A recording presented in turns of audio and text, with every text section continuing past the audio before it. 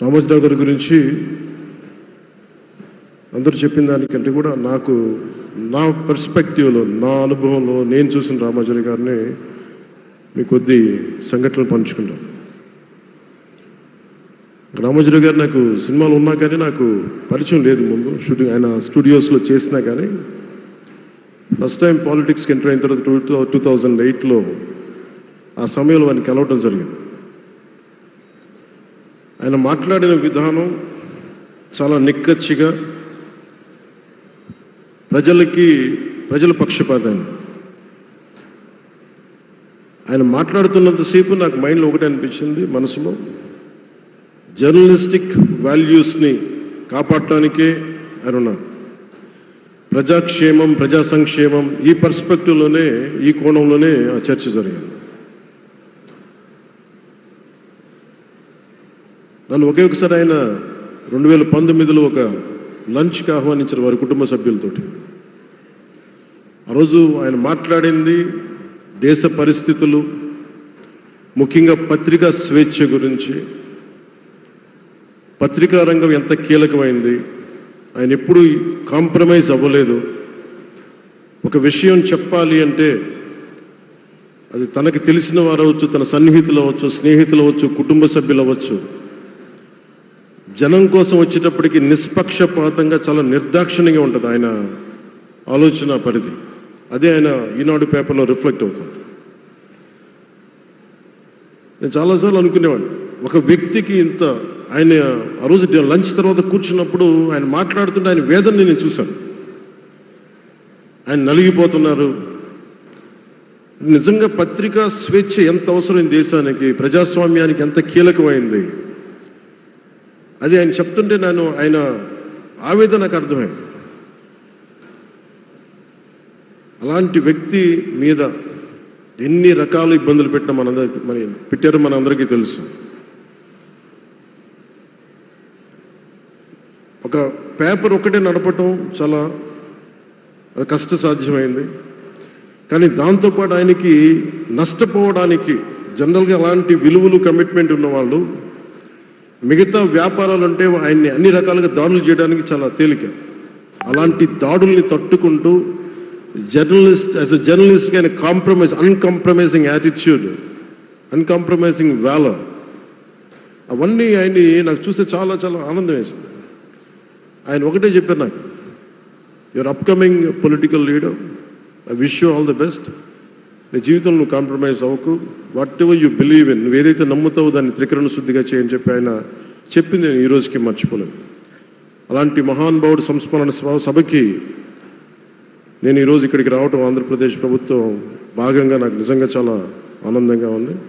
Right to information act దారిలో చూస్తూ ఉంటుంది దాకా ఎగ్జిబిషన్లో 2008 రైట్ టు ఇన్ఫర్మేషన్ యాక్ట్లో ప్రజలకు ప్రతిదీ తెలియాలి, ప్రభుత్వంలో ఏం జరుగుతుంది, ప్రభుత్వం ఏం తీరుతలు ఎలా ఉందని. దానికోసం ఆయన అందరినీ కలిపి ఆంధ్రప్రదేశ్లో, ప్రత్యేకించి ఉమ్మడి ఆంధ్రప్రదేశ్లో ఆయన ఒక ఉద్యమకర్తగా కూడా వ్యవహరించారు. ఒక ఆర్టీఐ లాంటి థాట్ ప్రాసెస్ ఉండాలి అంటే ఒకటే ఉంటుంది, ఇది ఏమి జరిగినా ప్రజలకి తెలియాలి. ప్రభుత్వంలో ఉన్న రాజకీయ వ్యవస్థ ఏమి చేసినా ప్రజలకి తెలియాలి, వారికి అండగా ఉండాలని చెప్పి ఆయన చేసిన ఈ యజ్ఞం చాలా జటిలమైంది, చాలా కష్టమైంది.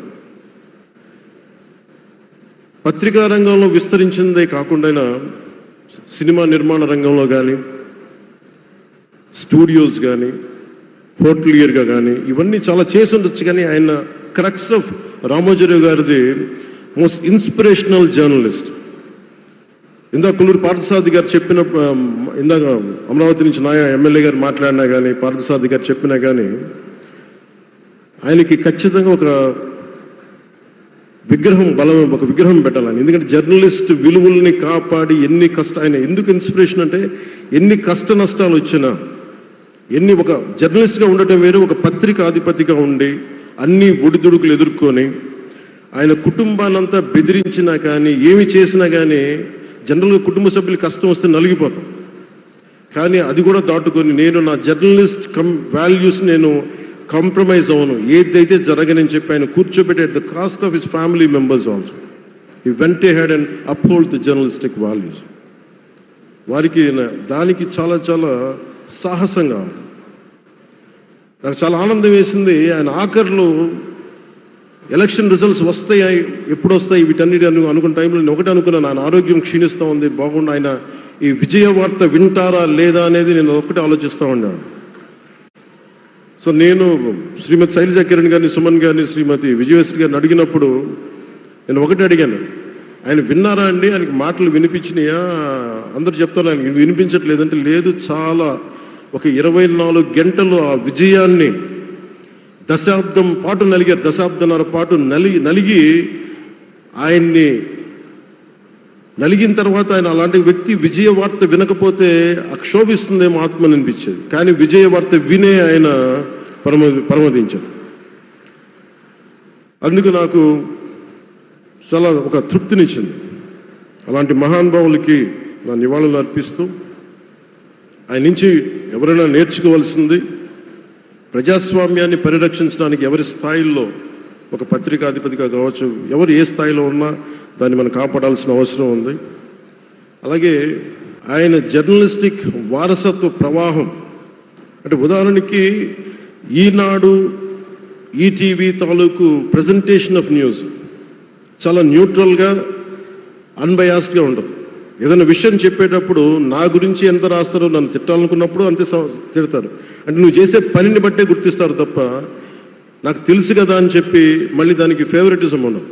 అది తెలుగుదేశం పార్టీ కావచ్చు, ఇంకొక పార్టీ కావచ్చు, కాంగ్రెస్ కూడా కావచ్చు. కాంగ్రెస్ చేస్తే కాంగ్రెస్ని ఆయన్ని పైకెత్తిన సందర్భాలు ఉన్నాయి. అలాగే ఏ పార్టీ తప్పులు చేసి నచ్చని ప్రజలకి ఇబ్బందికరమైన సంఘటనలు జరిగినప్పుడు ఏం మాత్రం వెనకాడకుండా ఫ్రంట్ పేజీలు వేసేవాడు.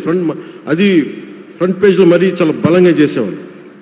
సో అందుకే నాకు అనిపించింది, ఒక జర్నలిస్టిక్ వాల్యూస్, ఆయన తాలూకు వారసత్వ ప్రవాహం ప్రతి జర్నలిస్టు పుణికి పుచ్చుకోవాలి, తీసుకోవాలి. ఒక నది ఒక ప్రవాహం వెళ్తున్నప్పుడు మన స్థాయి, అది నువ్వు ఒక చిన్న బకెట్తో తీసుకుంటావు, చెంబుతో తీసుకుంటావు, ప్రవాహంలో నీళ్లు అన్నట్టుగా రామోజీరావు గారి జర్నలిస్టిక్ వారసత్వ ప్రవాహాన్ని మనం ఎంత తీసుకుంటాం అనేది మన స్థాయిని బట్టి ఉంటుంది. అది ఒక మోటార్ వేసి ఒక ట్యూబ్ మనకి పైప్లో తోడుకునేలాగా ఉండొచ్చు, లేదంటే నా స్థాయి ఇంతే అంటే కూర్చోబెట్టి ఒక చెంబుతో తోడుకోవచ్చు. అలాంటి అపరిమితమైన ప్రవాహం, ఆగని ప్రవాహం, ఉధృతమైన రామోజీరావు గారి జర్నలిస్ట్ వారసత్వ ప్రవాహం ఈ రాష్ట్ర ప్రజలందరూ కూడా, తెలుగు ప్రజలందరూ కూడా దాని నుంచి మనకి ఒక స్ఫూర్తిని తీసుకోవాలని మనస్ఫూర్తిగా కోరుకుంటూ, నాకు అవకాశాన్ని ఇచ్చిన నా సహచర మంత్రివర్యులందరికీ, ఇక్కడికి వచ్చిన ప్రత్యేక ఆహ్వానితులుగా వచ్చిన జర్నలిస్ట్ పెద్దలందరికీ, పత్రికా ప్రతినిధులందరికీ, ఇక్కడికి వచ్చిన అతిథులందరికీ, విశిష్ట అతిథులందరికీ ప్రత్యేకమైన ధన్యవాదాలు తెలియజేసుకుని, కృతజ్ఞతలు తెలియజేసుకుంటూ సెలవు తీసుకున్నాను. జై హింద్.